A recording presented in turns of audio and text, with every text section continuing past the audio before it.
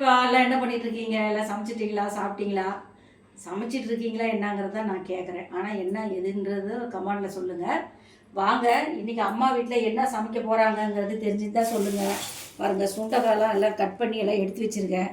இன்றைக்கி இந்த சுண்டைக்காயை வச்சு என்ன செய்ய போகிறீங்க அப்படிங்கிறது தெரிஞ்சிருந்தா கமெண்டில் சொல்லுங்கள்.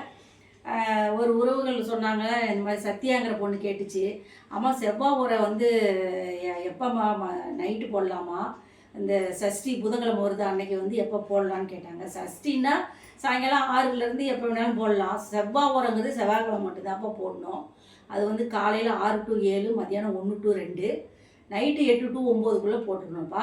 அது வந்து வியாழக்கிழமை ஒன்று இருக்குது, செவ்வாய்க்கிழமை, புதன்கிழமை, சனிக்கிழமை, வெள்ளிக்கிழமை எல்லாத்துலேயுமே ஒவ்வொரு உரம் இருக்குது. அதில் தான் போடணும். இன்றைக்கி இதை பகிர்ந்துக்கணும்னு நான் சொல்லிட்டேன். நான் சொல்கிறேன் அந்த விஷயத்த, அதனால் அதை சொல்லியிருக்கிறேன்.